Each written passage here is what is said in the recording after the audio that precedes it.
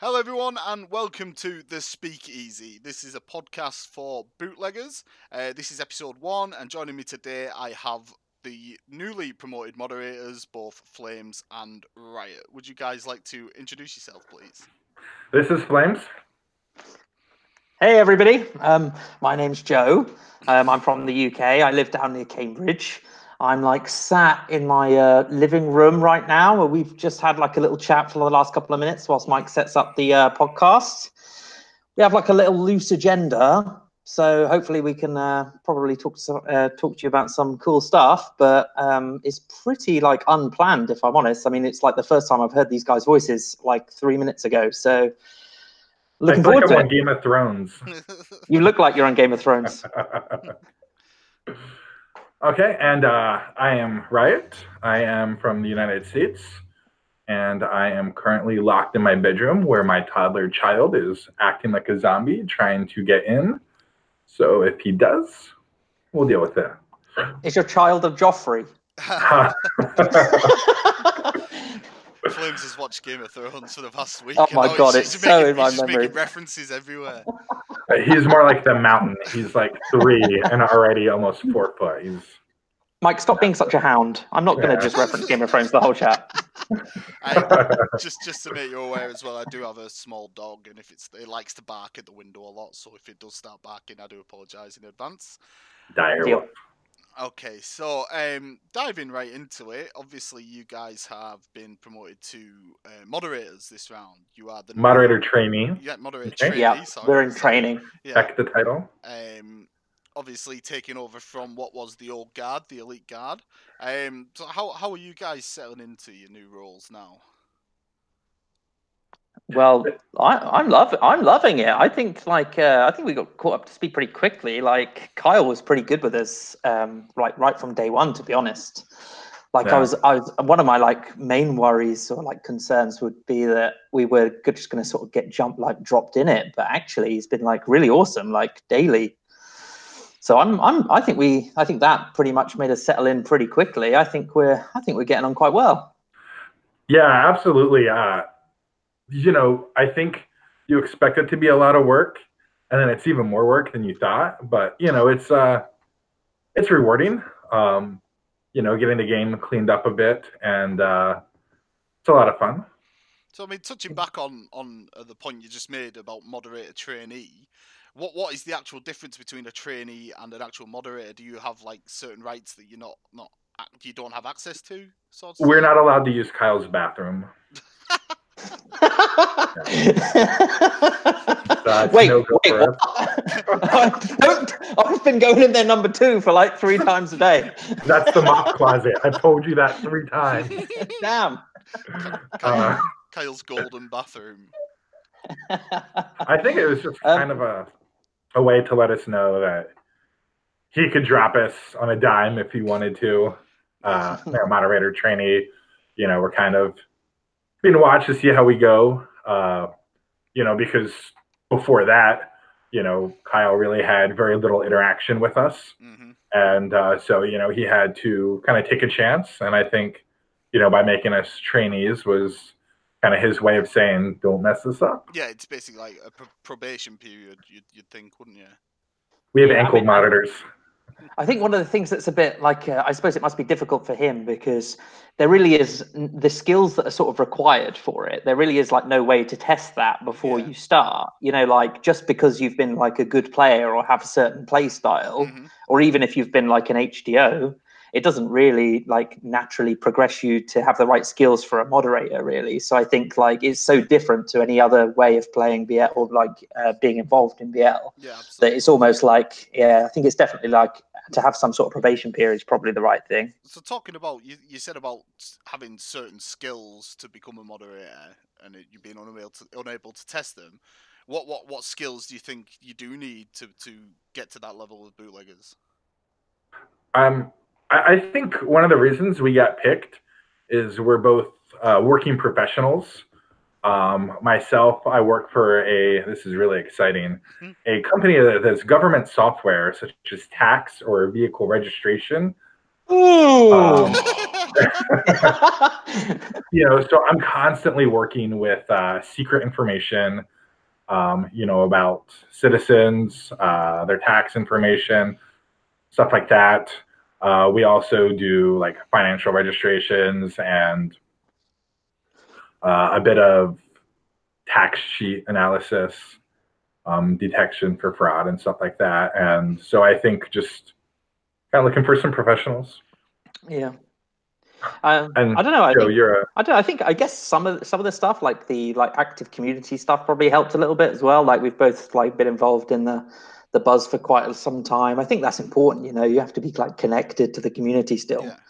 But I think if I go back to the original application that I put in, which I think a lot of us probably did last summer, I think maybe that's one of the things that Carl picked up on.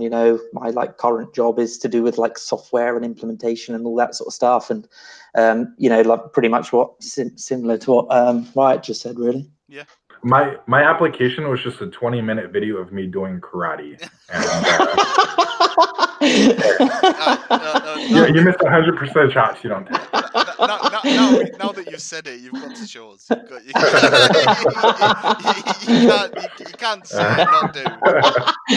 I haven't stretched. I need an hour of stretching. Give us one chop, one karate chop. An hour of stretching for that. That was 3 chops, actually, but your mind only saw 1. Yeah. So, I mean, one of the biggest differences of being a moderator is not actually being able to play the game at a full capacity. I mean, how do you feel about the transition from player to moderator? I mean, I know you, Flames, you've been around for quite some time. You've been involved in loads of different crews. Riot, I'm not too sure about your bootlegger history.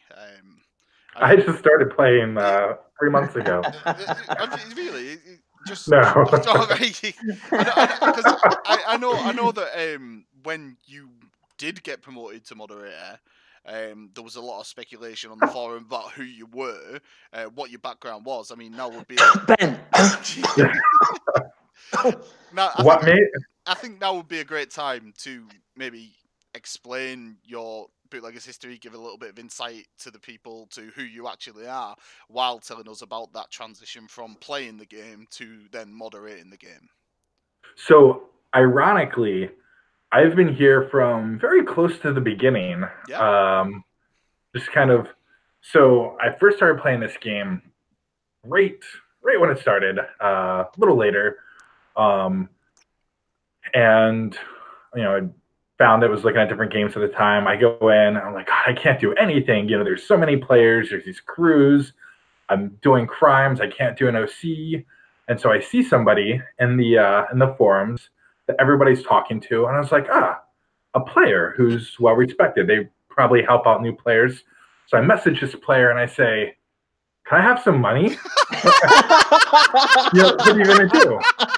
4 hours, mate. Yeah. So you have been hit listed. This player went by the name of Voodoo Doll. And proceeds to scold me on how inappropriate it is and how I need to do things the right way, work my way up. And we start chatting, and she goes, "So where are you from?" And I'm like, "The States." And she's like, "Me too." And she goes, "What state?" And I said, "The state that I was living at the time." And she goes, "Me too."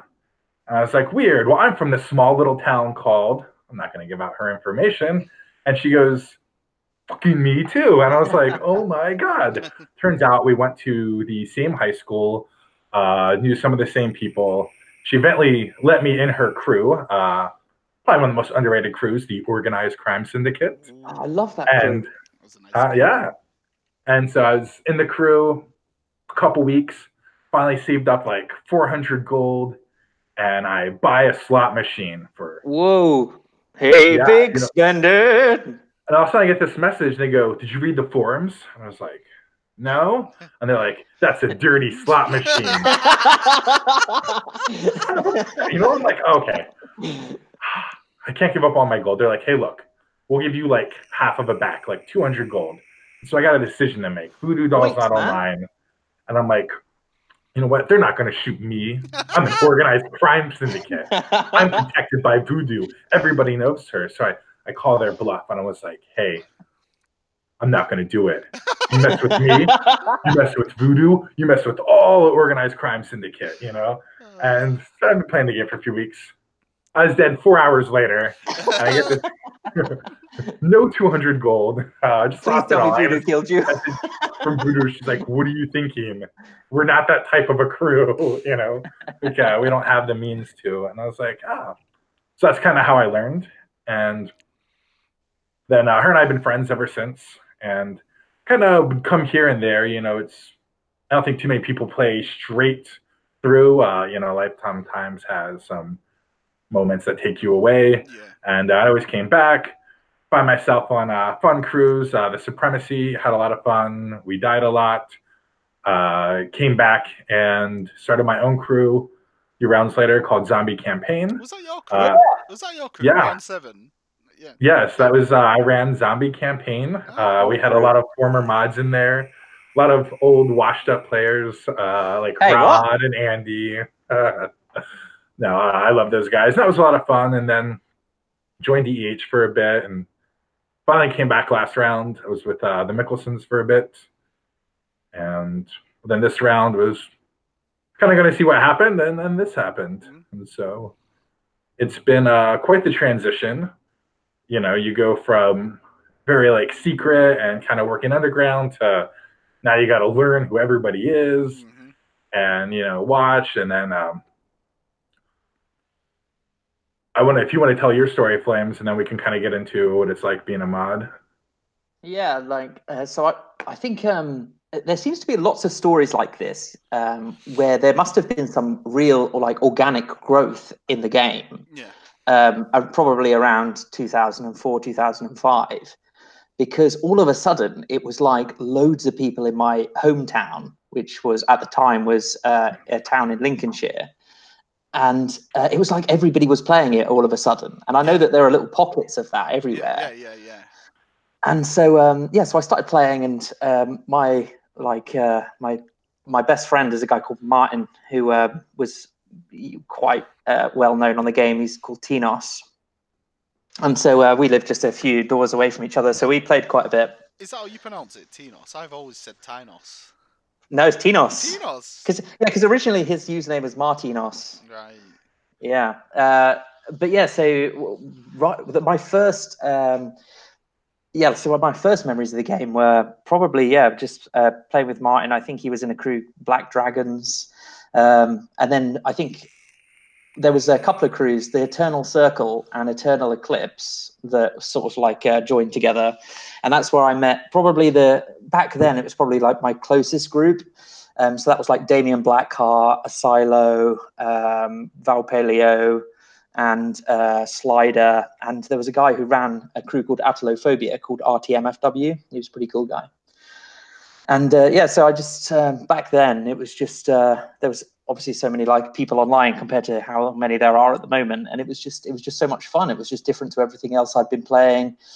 I love the gambling element. I think like the casinos and stuff have always just been like some of my favorite features. But yeah, I suppose when you first join, it was a bit daunting back then because there was just some crews who were just had the game completely sewn up. But there was loads of them, I suppose. That's the point. Like people like Deadly Alliance and people like that. I mean, they were just Organized so powerful. Crime Syndicate. Yeah. Who?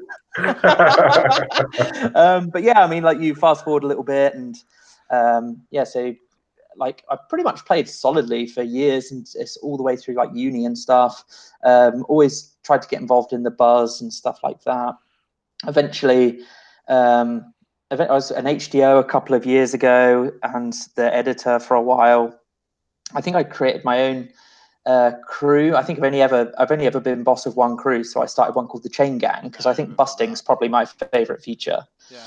And so that was, I can't even remember what round that was. You probably know better than I do. 7. You were in 7 as well. 7, yeah, because we were at Logheads for a little bit that round, weren't we? Oh yeah. So that was we were never meant to be. It was meant to be like a peaceful thing. But I think like the game at that point was just everyone was just going to get demolished. Well, eventually did get demolished, but we just tried to get a few shots in first. I'm pretty sure it was the Sacred Dick fucking Empire.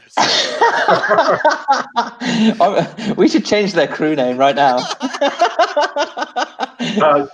So a funny thing about Zombie Campaign is there was a lot of guys that had joined the crew that were in the Sacred Empire and just, so once Zombie Campaign broke down, they all just went into their own crew and. Yeah. Kaufman was in Zombie Campaign, and he was. Yeah, I think he'd come. Yeah. I think he'd come from similar circles than I had, because I'm pretty sure he was, like Eternal Circle and those sorts of crews. I think so. Anyway, I think Kaufman, that was his first round 7. Kaufman. Oh, was it? Yeah, oh, I guess a bit. I guess a bit blurry actually. Back in 2000. I mean, how long ago was it? I mean, it's just crazy, isn't it? Like 2004, 2005. It's absolutely crazy to think how long this game's been around and how we've basically matured and grown up with it. From what the game was then to what it is now. Just think we're a bunch of 30-year-old pretend online gangsters. What do you mean pretend? Flame, I'm going out to rob the shop down the road in a minute. Ice cream shop for $3,000.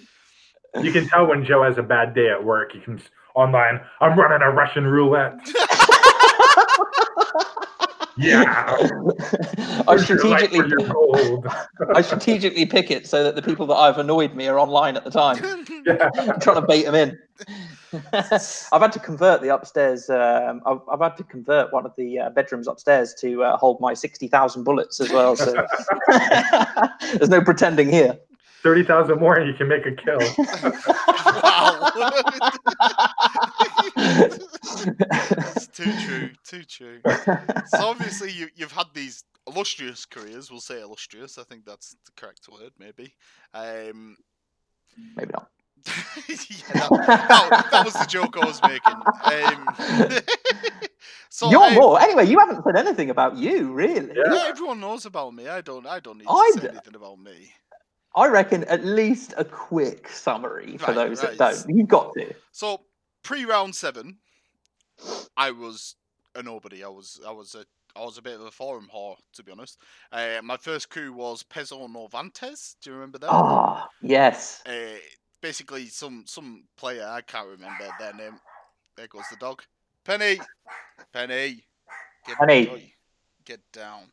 Yeah. So Peso Novantes. I had to basically. I made a deal with one of the recruiters. They said if you can get 10 million without gambling it, we'll let you in. That was the deal that got me into Peso Novantes. After that, Peso Novantes split, and I joined a crew which was like a spin-off crew of Peso Novantes afterwards, called Dead End. That was run by a guy named PT. I don't know if you can remember him. He was quite a cool guy. I don't remember that name. So PT got me in Dead End. After that, it was actually my fault that the crew had its demise. In there. Basically, can you remember Lapras? I think Lapras is around now. Yeah, he's still around. Way back then, I think it was Lapras. I'm sorry, Lapras, if I'm wrong. But there was a hack. It was like a profile picture hack. So whenever you looked at his profile, a certain picture on his profile, when you see password stealing one. Yeah, basically. Yeah. And I got accused of being, or not being a part of it, but having that. It was like kind of like malware. It would infect more people. As you looked at that picture, it would then infect your profile and someone else's. It was something like that. I can't remember exactly. But there was a guy called Lord. No, was it something Kingpin? I forgot his name now. Oh. There's been like 8 Kingpins. Kingpin 001B. No, it was Lord Kingpin. Lord Kingpin. I actually know because I've met him in real life. I actually went out for a night in Preston with him and Raoul. But Lord Kingpin accused me of hacking him through the Lapras profile picture hack, and then they shot the crew, and then that was the end of that crew. After that, I quit. Came back on the first day in round 7, and I'm going to give a big shout out to one of my friends now, Spider. I took a break for about 5 years, actually. About He's 5 back years. too. I saw him the Yeah. other day. So Spider, upon Ben. returning... Spider-Ben. Yeah. So upon returning in round 7, first day... Spider-Ben. No, his name is Ben, and so... I thought you meant like Spider. everybody has to have a Ben version of their name. So Spider's a friend of mine, and when everybody kept talking, I know him as Ben. We're friends on Facebook, yeah. and so when everybody kept talking about Ben, I thought they were referring to him at first, and I was like, no. But sorry, go on. Yeah. Spider. It was round 6. Round 6, I logged in, and it was Chaos Round. I logged in out of curiosity, and I thought, wow, Chaos Round, reset soon. I'm going to play Bootleggers again. So I logged in, first day around 7. I couldn't find any of my old friends from the Peasant Avantes days or anything like that. The only person who I was friends with who was still playing was Ben. And he was part of a crew named Boston Mob, which are the De Medici guys or something now. They've just come back this round. I'm actually in their crew. But yeah, so Ben, I messaged Ben saying, wow, hi mate, long time no see. I see you're in this crew. Will you vouch for me?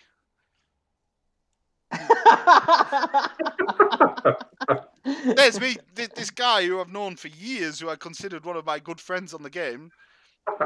Nah. Knowing someone in real life doesn't get you a vouch anymore. Yeah, what's not for the Vanguard, anyway. So, yeah, you have to have a 30 vouchers, real life. 30 vouchers. You gotta get the video tattoo. So yeah, eventually on my second attempt, Spider actually vouched for me, and I got into Boston Mob. Boston Mob was ran by Clee, Flaton, Jack High, who was Chapel. I don't know if you remember Chapel. And, yeah, I remember that guy. Ace Adam.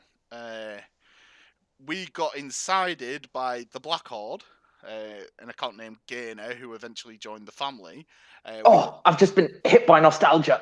Oh, Jesus, so much nostalgia. So Gainer incited us, and basically after that, the crew just kind of give up. So with nowhere really to go, that's when Axes was formed. We decided me and a guy called Distance, who was also counselling Boston Mob, we decided just, you know what, we'll make a new crew. We will we'll do it for the members. It'd just be a fun crew. We won't make nothing of it. And we ended up being this absolute gigantic powerhouse. And then everything kind of went from there. I ended up joining Most Wanted, and then I got asked to lead that crew. And then me and Aaron, who's boss of Most Wanted, had a big fallout because I kind of fucked him over a little bit. And whoa, public admission. Yeah. Well, T knows that. Anyways, me and Aaron are alright now. Anyways, we had some heated discussions between us, but we're friends again now. It's not a big issue, as you do. I mean, it's only a game, isn't it? But this round, I've took a completely different approach. Obviously, with all the alliance warfare stuff that's been going on for the past 4 years or something, it just got incredibly tiring and incredibly boring. It turned into a game of numbers. It's how many people you could team up with would win you the round, and then it just really dragged on for me, and I ended up working with people I didn't really want to work with, and obviously all the politics behind it. It's extremely stressful. Playing on top, when you were on top, it was incredibly boring because you had nothing to do. You were just waiting to be shot. And then playing from the other side of the spectrum was even worse because you would have to literally dedicate about 8 out of 10 days to the game to shoot 2 accounts maybe and not make any kind of dent onto this massive, huge mega alliance. And it just all got a bit monotonous for me, and so this round I've just gone into it without a crew. I've give Axe Tees to Kaufman. I've took a step back, and I'm just really, really, really enjoying the game at the moment from a spectator's point of view because I have no idea what's going to happen. It's really, really interesting for me again. It's I didn't want to give up on the game, but playing the game in that way, it wasn't for me anymore because you mature really, don't you? And I don't want to be sat there causing drama and arguing with people about bloody bootleggers. So now it's basically I'm enjoying creating content with the bows. Obviously, we're doing this now, and it's really fun actually, and it's refreshing more than anything else. Cool. Yeah, so that's my story. But most people already know that anyways. Better love So story he's a than lot more Twilight. accomplished than the both of us put together. I get it. Yeah. Yeah. So I mean, talking about the content and like the buzz and stuff, one thing that's always seemed to happen in the past is the buzz has started off great. Everyone is like loving the buzz. There's constant content being pumped out every week because there's shootings everywhere. At one point, the buzz does die down. There's not as much to write about. You can't do behind the name every week because it gets boring. There's less and less views. What do you think can be done to secure the future of the buzz and keep that content coming throughout the round? Basically, is there anything that we can do to prevent the basically the downfall of the buzz? Say Right now, Shy Guy's been threatening the writers a lot, and I think it's really helping. They're pumping out some good stuff, and Yeah, I think a couple of there is the obvious stuff, which is that you can try and find non-BL related content to talk about to at least keep the feature alive. But ultimately, it's a community thing. It's one of those things where it's very difficult to please the masses, because it's almost like everybody wants to see it. But I think that ultimately, if it has to be a community-led project, really, which is that when people start to sort of see it sort of diminishing a little bit, that's when things like freelance articles and stuff. I think could probably count on one hand how many there've been this whole round. Yeah. So if the community really wants to get behind it, just put something in there, and it really can be anything. I think if the feature is going to come out week after week after week, I think the best thing that can happen is that the community get behind it. Other than that, though, I mean the writers that are there at the moment, they seem to be really great at just even picking up on the littler things. The other thing is that this is one of the things that I said at the start of the round when we did the unofficial thing, which is that there are certain sort of like markers about how well how active the game is and if it's going in the right direction. And the point of that we started the buzz again this round is because where the game was and where it's heading. Kyle does have a vision in terms of new features. He's much more engaged this round, and the thing is that the buzz is therefore naturally sort of a part of that, which is that the more work that happens on features and the more that Kyle progresses, the buzz is the natural place to discuss that, talk about that. That in itself creates content. Yeah. So I think the buzz would die if the game stagnates, and I'm quite confident it won't, because Kyle seems to be extremely on things at the moment in terms of a plan. Can we take a quick moment to talk about how the buzz came back? Yeah. Of course. So I was out at a bar having drinks with a bunch of people, and on my phone, and I'm trying to purchase I think it was a racetrack, and Flames just happened to be selling his racetrack, and I'm lowballing him, and he's like, no, I know, and I'm like, haggling, like, oh, just come on, like, sell it to me, and just cut your losses, and we start talking about the buzz. I'm pretty inebriated at this point, and I was like, dude, we should bring the buzz back. Hell yeah! We should bring the buzz back. We're going to bring it back now. We're going to do this. We can put it in the forums. And he was like, yeah, man, let's do that. And I'm like, what am I getting myself into? He regretted it as soon as he sobered up. He was like, maybe we should just slow down. Maybe it's a next round thing. With it, we start getting all these people on board, just taking whoever we can get at the moment, and pretty good. And then all of a sudden we get these cool unofficial buzz graphics, and Kyle goes, we can make that official. And I'm like, we just got the graphics, Kyle. We haven't even published the first one. Yeah, so there's that first one was pretty interesting. It kind of looked like a middle school science project. They'll like cut out like, here's this article and this article and this article. Luckily, we don't have to do that anymore, but I can't believe that no one's picked up on the fact that you said you were in a bar and your first thought was, I want to buy a racetrack. Because I knew you got it so cheap from me. Whilst out drinking. It was a roulette, and I had lost the money, and I went more. And that's really the only time when I'm drunk that I could stand to own a casino. I don't know about you guys, but I do not sleep at night when I own a casino. No. You don't, dear. You don't. You would dream about your casino getting busted, and then you just know the next day you're either going to wake up to, $50 million in your account, or it's all going to be gone. And the casino management only refreshes once a minute. It's not enough.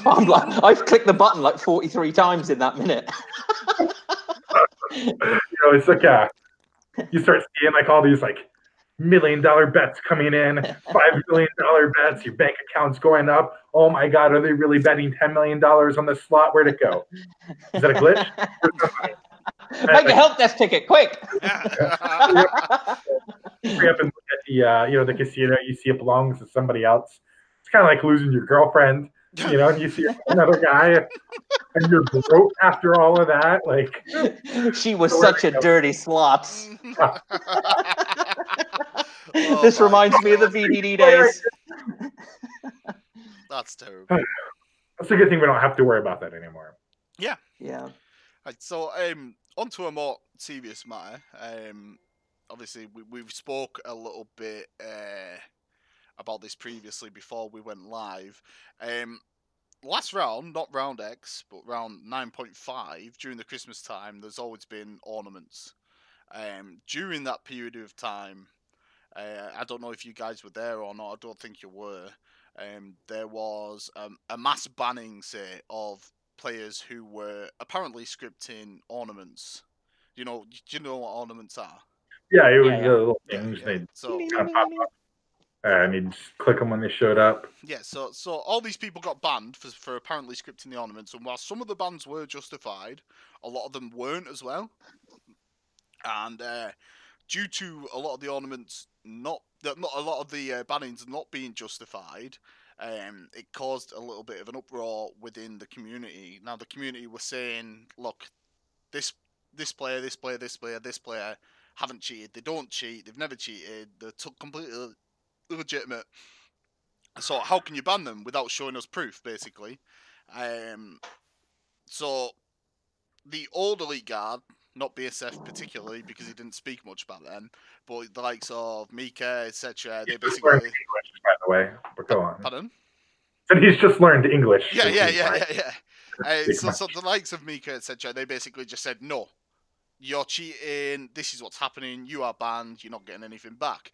So the players decided to lower all the casino maxes to 2,500, and then it's basically like a strike to stop people from purchasing gold. Because of this, it was looked into eventually, and players actually did get unbanned, and they got some of what they earned back. I think they had like 0.5 gold per ornament or something like that. But the problem is, a lot of what was the protest was about was not showing the proof, not showing people how you catch the cheaters.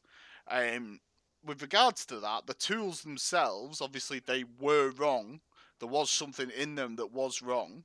Has any of that changed now to stop anything like that happening again in the future? So first off, for the ornament banning, we actually just found out about that. I was not playing at that time. I think I came back a little bit after in the spring of last year. So I can't speak for that. Literally just starting to happen. I mean, I had a chance to ask Kyle what it was all about. But I think one of the things, there's a reason you can't give out how you're catching. I understand that. And, take the bot, for example. We know it was a thing. You go into any mass BL chat, people are talking about it. There was, I think when it first caught our attention, somewhere around 40, 50 users a day on it. Mm-hmm. And so once we got promoted to moderator, Joe and I said, we're not here for spiders, so let's go ahead and figure out how we can bring this thing down. We picked it up, kind of reverse engineered it, saw what it did, saw where it made a big flaw to kind of let itself known, because it did something that a human could not do. And I've said this in many bands. I can't really elaborate more than that. And so that was our go-to. We would find accounts that had that on it, and we would, ban them. And I would say, oh, you need to give us the proof. And obviously we can't. Yeah. But, it's something that's very, very solid. And, when we all three look at it, it's very clear. So I understand that angle. I would be really interested to hear the rest of the story from different ends about the thing. But we're very careful to make sure that we don't ban people simply on a hunch or on a feeling. We get messages all the time, help desk tickets. This person's a dupe. This person's a bot user. This person's this. Okay, well, we'll look into the account. Nothing. And they're all about Aldo. Yeah. They're all, Aldo is definitely a dupe of Ben, and there's like no connection. As people are just so convinced that they are, cheaters. And there's also been some times where you can look at an account and you can go, something shady is going on here. I don't quite know what it is. I can't quite put my finger on it, but you can kind of see like different actions, and you want to ban, shut it down, but obviously you can't, because we want to have enough evidence to where we are certain we're not banning anybody who doesn't deserve it. Yeah. Yeah, I think the only sort of I wasn't around either for that the thing that happened with ornaments. The only thing that we discussed before that was you just telling us about that, and I don't think any of us both of us weren't here. The only sort of like mass banning we've done was when after we'd reverse engineered the bot, and we were able to pretty it was with 100% accuracy, I think, being able to it's almost ludicrously easy for us to see that, and that's the only mass banning that we've done. So obviously it's a bit of pride sometimes that gets knocked to be able to like admit it, but those that did we're able to be like a little bit more lenient for first offenses. But ultimately we had I think we had high 90% accuracy in terms of people making admissions for it. Yeah. But in terms of your other point, which is about would we generally banning stuff, I guess for me, I think the weight of proof has to be on us. Sometimes we look at it and it seems a little bit shady, but we're not going to go ahead and ban somebody completely for just shady. We have to have proof. I mean, sometimes it's not concrete, and it does end up, just like anything, which is if one party argues with the other party, eventually there has to just be a decision to say what's the most likely thing that's happened. And if the most likely thing that's happened is it's illegitimate, then that's the ban gets upheld. Yeah. But definitely we sort of like work well together on that point. And I hand on heart, every single appeal that I've ever looked at, I look at riots and I look at them with a completely objective mind, and I just think, let's just pretend that I don't know this person, look at the case, do I get to the same conclusion as Riot has? And we have discussed it and but debated once before, and when there is a difference of opinion between the two of us, Riot's motto is, I'd rather have a false negative than a false positive, so they get unbanned. Yeah. It's definitely sometimes we'll take, some of them are just open and shut. You can look at this. There's solid proof. This is definitely the case. There's some of them where there's a lot of evidence pointing towards this, and so the other one, whoever made the ban, the other mod, will kind of play a devil's advocate and almost be like the lawyer for the person. Like, well, did you look at this? Did you consider this? What about this? Just so we're really making certain. And I think one thing that kind of points out is we don't really like banning people. It's a hell of a lot of work, right? Because you got to go through and you got to pull all their records. You got to pull all your information, present it to the rest of the staff, kind of take in there, with their, tell them, why they've been banned, kind of how without giving away how it. And it's absolutely a lot of work. Not that we don't mind doing work, obviously, it's what we're here for, but some people think like, we just want to throw out bans for like a power trip. No, I'd rather have no appeals, and be able to kind of enjoy the evening. But we're going to keep going until the game gets clean. And do you think that transparency within the, obviously, like a bridge between the staff team and the community is something that needs to be improved on at all? I mean, I think it's getting there. Obviously, you can't go around revealing your details on how you catch scripters, etc. Because obviously then it opens up new ways for those scripters to cheat. But the transparency in general, I think it's been better, but do you think it's something that can be improved on even further without giving too much away, if that makes sense? What is something that you would like to see more transparent of? Well, it's hard to say because I've never been banned. I've never been through the appeal process or anything like that. I'm only going off the back of what people have said and in past rounds. Obviously, it's been dire. The transparency between the EG and the community has been absolutely terrible. At least this round, you guys are actively communicating with the community as well as Kyle. I mean, we'll get to that as well. I mean, Kyle has changed his ways dramatically, especially this round. With regards to that, with regards to Kyle improving his ways more or less, why do you think that is? Why do you think it's happening now and not so much in the past? What has sparked that change, do you think? I think he's ebbed and flowed for a while in terms, because I've seen it, but this time is different. Like he definitely is for months on end. Been ever since the start of this round, been completely on it in the forums.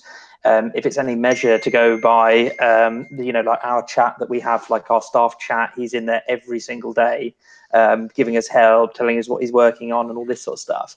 So for me, it's been completely eye-opening, the amount of effort the guy's putting in. And I do have to like take my hat off to him a little bit. In terms of like the reasons why that would be, I mean, the same way that the game has some sort of like nostalgic element for all of us, some of the same reasons that we are here are the same reasons that Kyle will still be working on it. It's his product. He grew up with it. He was not much older than all of us when he started making it. I think the same reasons that we're here is probably why he's still doing it. Yeah.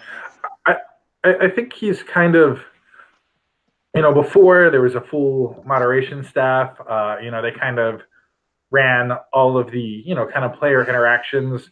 And I've absolutely, just talking on my own here, never talked to Kyle about this, but I would imagine that as the creator of the game, you do kind of have to distance yourself from interactions for a bit, because sometimes you have to make tough decisions. That's fair. If there's a dispute, about like players or something like that, I think, and we can't solve it, we have to take it to Kyle, or it's something big and he has to make a decision. It's really good for him to not have close connections with players, because then he can look at it completely objectively and go, okay, this player was doing this. This is the evidence. This is what needs to happen. And, I think he's getting older, as we all are. I think he's, finding a way to be able to balance that to where he is accessible to the community, but not to any one person individually. I think we've both this round had to ban, former friends, even like people who are still friends, and it's not an easy thing to do, but it's something like you tell yourself, like, hey, this is what needs to happen for the betterment of the game, so we're just going to do it. Yeah, but whatever the reasons are, I mean, maybe you can ask Carl that on a podcast one day.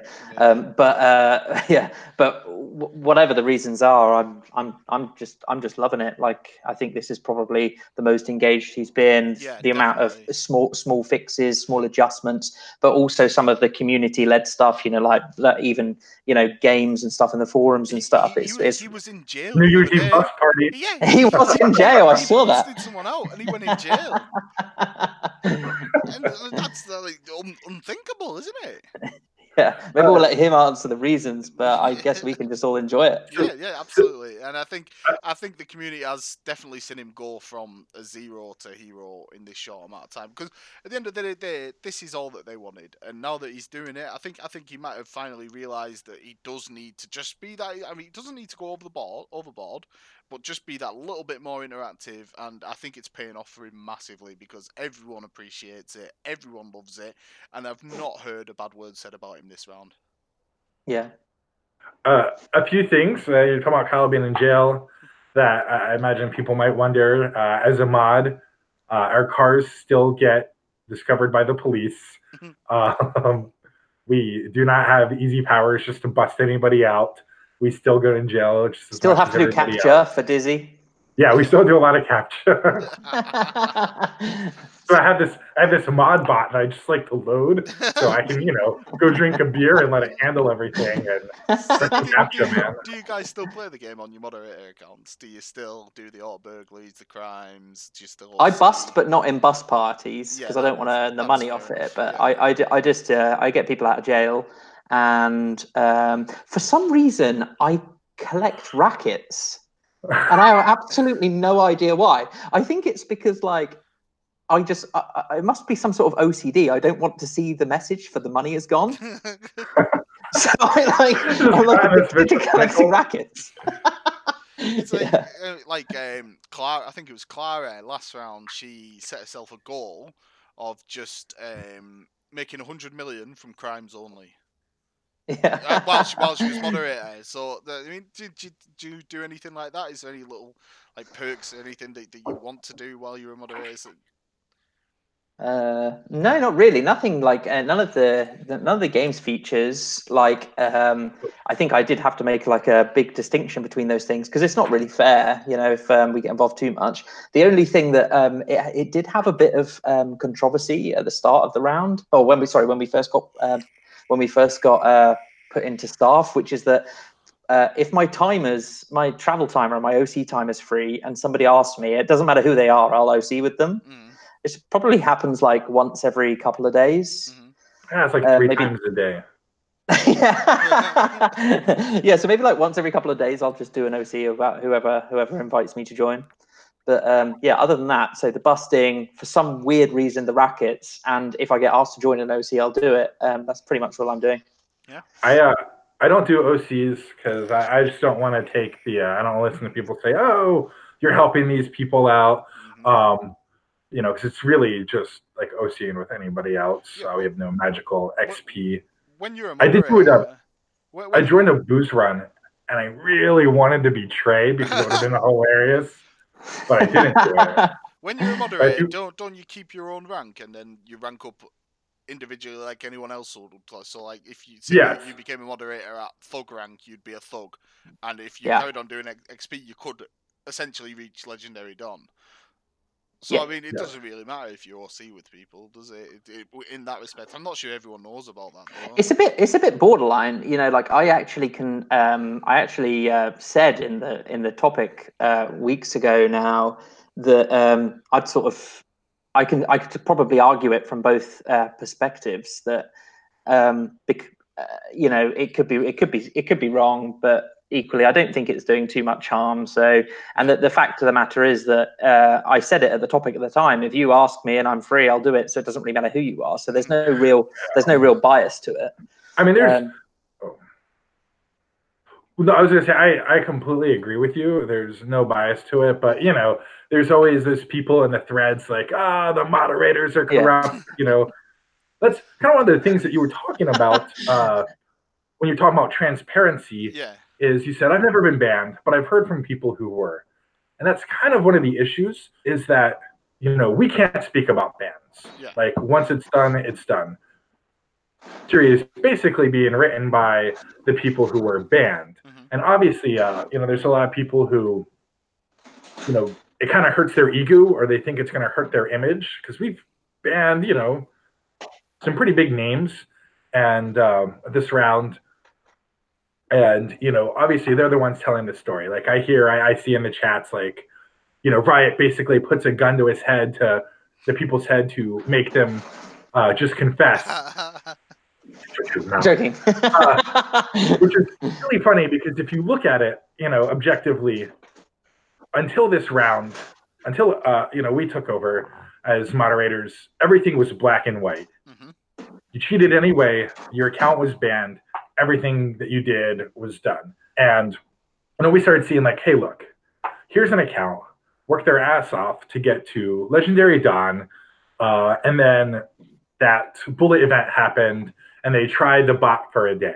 Mm-hmm. Is it really in good faith of the game to say, well, you made that one mistake, all of your hard work's completely gone, the same as if you had like a 30-person like dupe army, and it was just screwing over players of the screwing over the people of the game.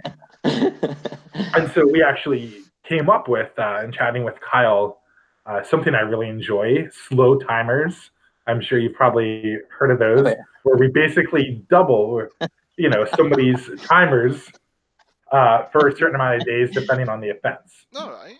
No, I've not heard of that. I've not heard. Okay, yeah, and so that's something we'll do, and if we look, and we'll take any thing that we felt was gained throughout the cheat, anybody who was killed by the cheater, if the cheat helped them do it, or whatever they did, the violation of TOS helped them do it, we'll res that person. But if the person was honest, and it's not like just like, okay, I did it, give me a punishment, let me get my account. No, we want them to say, like, hey, look, here's when I started doing it, here's when I stopped, here's kind of what I was doing, what I was thinking, and if it matches our records, we can tell they're being genuine. We're going to give them a break. Yeah. If they do it again, if they do it a second time, they're fucked, right? Like, we're, you take the black and the white ban, like, you're done. And what we've seen is there's a lot of players out there who, it was like the Wild West for a bit. There was no chance of getting caught because there was no moderators. Kyle was building additions to the game, and people mess up. So we give them a shot, and a lot of them, most of them, have not done anything since. Yeah. And then there's some people who are just toxic, habitual cheaters. They think that they get to play by a separate set of rules than other people, and we're gonna make life hell for them. And if cheaters absolutely hate me, then I feel like that's a good thing. Yeah. No, I definitely think that's a better way about going about things. Definitely, rather than just obviously kick them out straight away, you give them an opportunity to reform. I think that is definitely a better way to go about things. What I would like to talk about is the biggest anti-climax of this round. Okay, so last round we seen the Elite Guard. It turned to question mark, question mark, question mark, question mark. So we're all there anticipating what this new glorious wonderful name is going to be, and then we get slapped in the face with staff. It's probably going to end up being Crewy McCrewface if we put it out for a community vote. What is the name going to be? Surely it cannot stay as staff. Genuinely, we haven't even discussed it, have we? Because I remember once in the chat with Kyle, he said, oh, yeah, we should probably rename it at some point, and we haven't even got around to talking about it yet. Well, I think you should. Probably, yeah. The problem is, after 15, 16 years of game, all the good names are taken at this point, right? Like, you have to be really creative and just... Zombie campaign. I just opened this dictionary twice, found 2 words. Hospital. And we're done. We're back in business. I don't think there was anything wrong with the Elite Guard. I thought that I really liked that. I like that. Elite, I was a bit elitist. But I think one of the about all the good names being taken, Riot's right, because I was being like a little bit nerdy the other day, and I was like doing some like research into like 1930s mafia and stuff, and I was trying to find like a name that would sort of sit with like the overall organizational structure, so you could say that they were like the bureaucratic element of the mafia. And I found the name, and I was like, this has got to be the one. And then the name happened to be the Chicago Outfit, so I was like, oh damn, we got to wipe those guys quick. Right, so obviously we've talked a lot about what's going on in the game now currently. What do you see for the future of Bootleggers? I mean, how do you see the game moving forward? Where do you think it's going to be in 5 years' time? Because obviously, over the years, we've seen nothing but a decline. There's never been a push where we've had more players over a period of time. It's always gone down and down and down each round. How do we change that? Do we advertise? Is there going to be an app brought out? What do we think the benefits of an app would be? How do we make Bootleggers relevant again? Is basically what I'm saying. I'll start. So Kyle's really told us kind of what he envisions for the future, and it's really good stuff. I think one of the things is, people expect instantaneous change. People always like, how's that crew feature coming? Like in the forums whenever like Kyle posts. And the truth is, it's quite the massive overhaul. It's completely, very different than kind of what it is right now. And it's going to change the game drastically.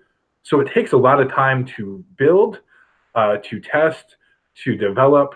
I don't think that, it's going to be close on the radar as it is coming around. I think Kyle's been kind of working on some of the smaller changes or that are easier to implement right now to kind of give it that fresh vibe.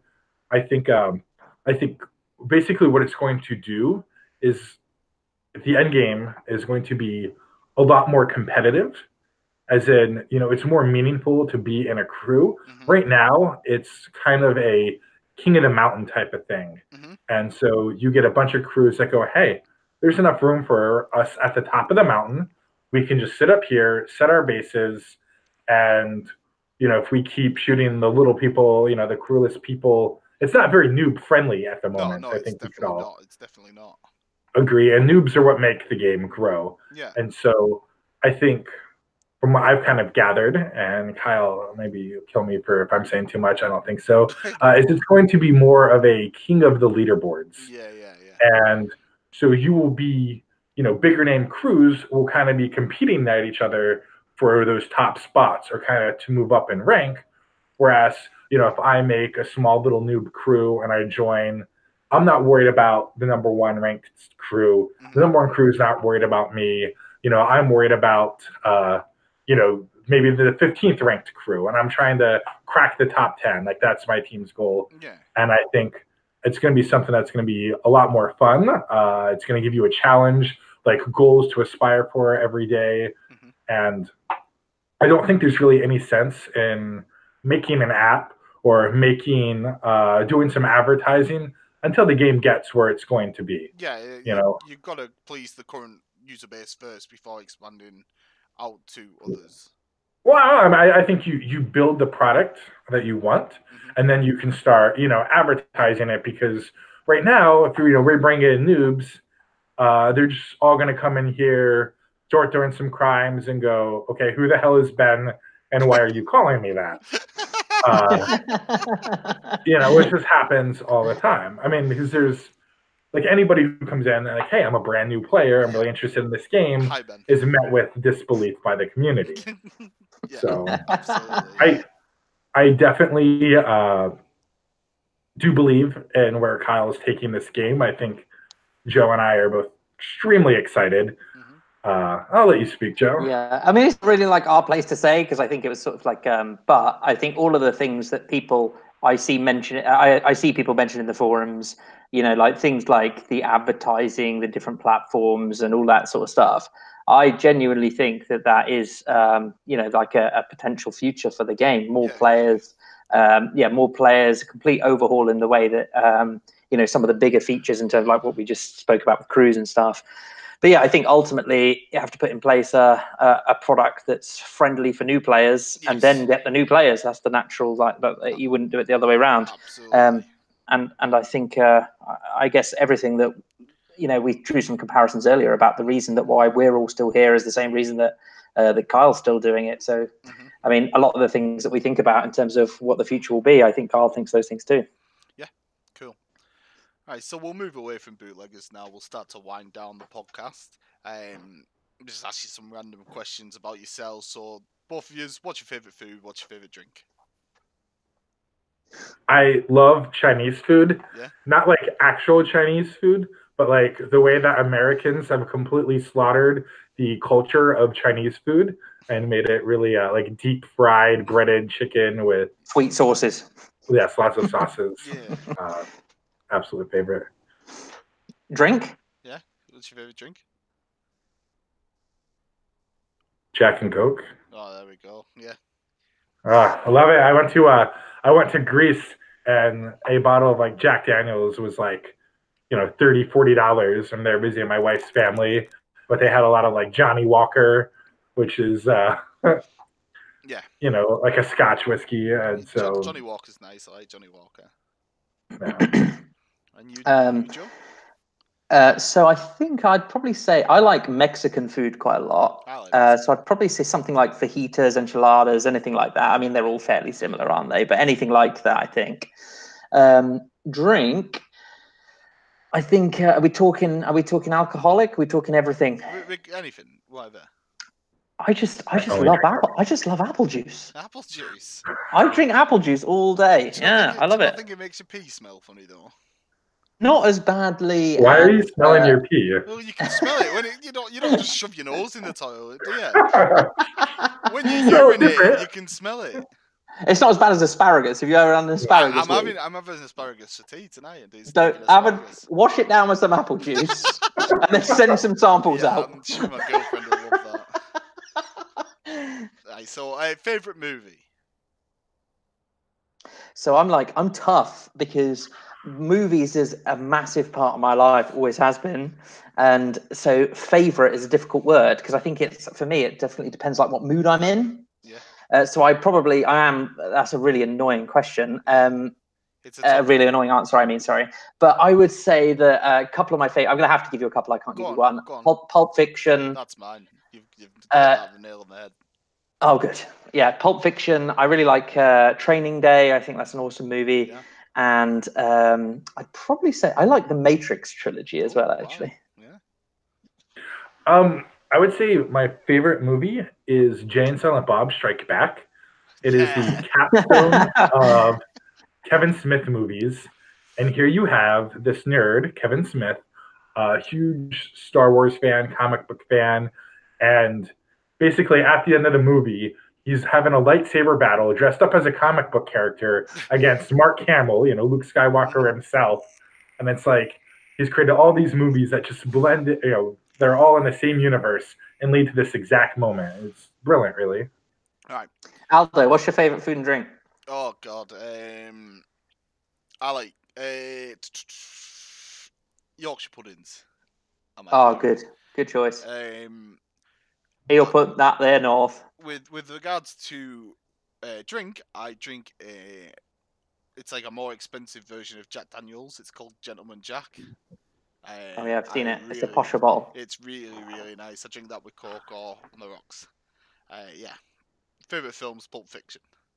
What a movie. The next question is, for anyone who applied to be a HDO originally, they'll appreciate this more than most. But just to be a bit of a prick, what is your spirit animal and why? Who the fuck would ask that question? You assholes. Can I give a quick background to where this question came from? Go on then. So I was at the University of Colorado, and I was a business major with a focus in data analytics, and I wanted to take the business of sports program, and it led to me working for a couple soccer teams, pro football, American football team, but I did so good in the program, I was asked to come back and help interview incoming applicants. And so they were like, don't go rogue on the questions. You have to ask everybody the same question. And finally, I get the end, and I'm like, I don't know this person enough. They're holding something. And I go, what's your spirit animal? And they're like, I don't know. And they would all choke and say, a buffalo, because that was their school mascot. Right, yeah. And it was just right then and there, like, no interest in this person. And so I thought it was a really unique question. We got some absolutely horrible answers. But I would say that my spirit animal is the anaconda. Yeah. And not for the reason. Why is that? Let me show you. So I'm nude from the waist down. Hand me my sock, Miss Moneypenny. I used to be a lot more athletic. I was in the Army. I did MMA for a bit. I was on the Army combatives team. Kind of took some injuries in Iraq, and I just got back and really focused on jiu-jitsu. And my nickname going jiu-jitsu was kind of the anaconda, because I would slowly move until I got people right into the position that I wanted, and then by the time I realized it was too late. And I think that's kind of my mentality in life, is just kind of take things as they come and move yourself into a good position and then choke the life out of people. Right, nice. So similar to the moderator job then, yeah? Yeah. I told you that karate video really got me into this position. Yeah. There were no karate videos attached to any of the help desk operator question or applications, which is why we scrapped the whole thing. Controversial. You're not really willing to do a little bit of then we don't want you. And you, Joe? You can come in. I don't know. I mean, like, I don't really feel like any affinity with a particular animal. If you don't say Yogi Bear, you're lying. No, I guess I don't know. Maybe I'm more of a scrappy do. Maybe like a little dog. Yeah.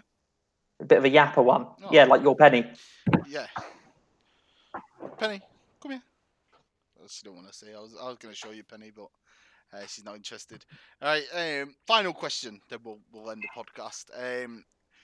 Who would you like to see on the podcast next?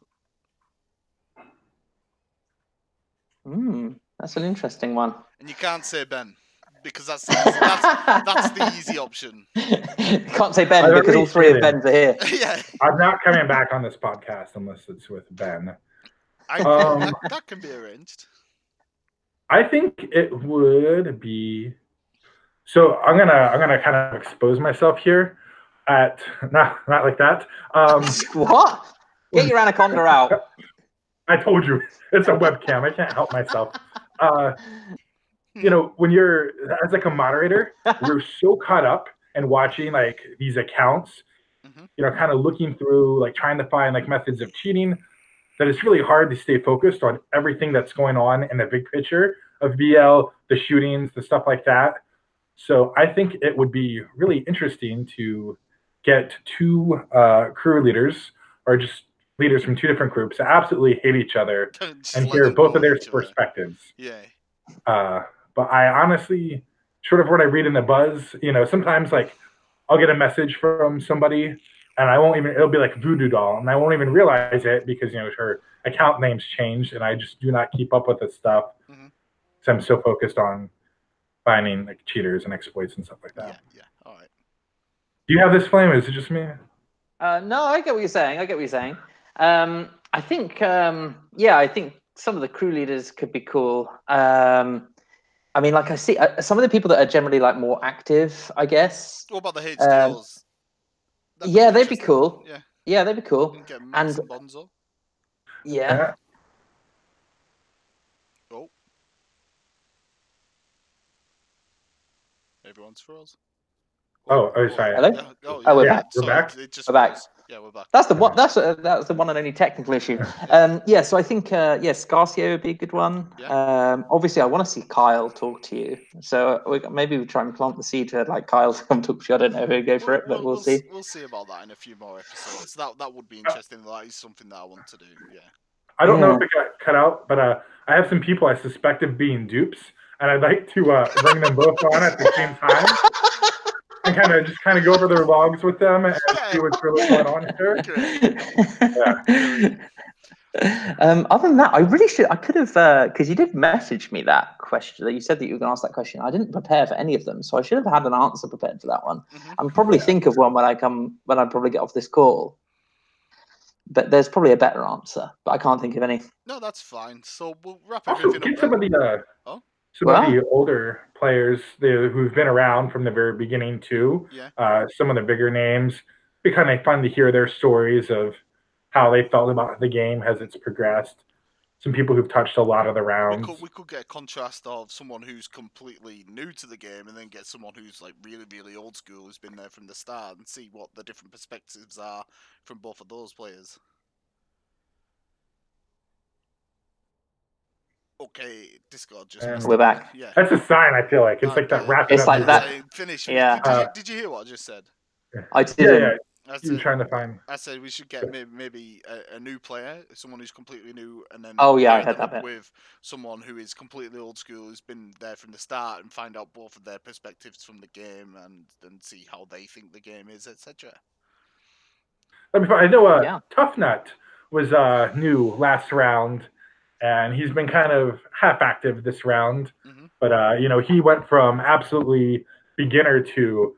You remember at the end of last round, he was having bus parties where he was giving away slot machines and like 5,000 gold and just going absolutely ham. So that'd be a good new person to talk to. Just to let everyone know, I am going to make a Discord server with regards to the Speakeasy where we'll have previous guests on, and then we'll have this week's upcoming guests. They'll all have their own certain roles and stuff, and then all the old guests will be in the chat and be able to talk about previous episodes and stuff like that. That's the direction I'm going to take it in. Also, every episode won't be like this. I do want to get it more like centered around the game and what's happening with the game, and get, like you said, two people who are at war with each other, on with each other, and see what they have to say to each other and stuff like that. But that just about wraps everything up. Thank you so much for coming on episode 1 of the Speakeasy. It's been an absolute Thanks for having us. Yeah, and we'll see you for episode 2, maybe in 2 weeks. I think, I'm not sure. We'll see. Did you? I want to click record. I want to. I want a time lapse of Joe's camera where it went from like bright sun shining in to now it looks like there's we've been at this for a good few hours, I think. How long has it been? I'll tell you once we finish. But anyways, that wraps up. Thank you very much. See you again. Bye-bye. Bye.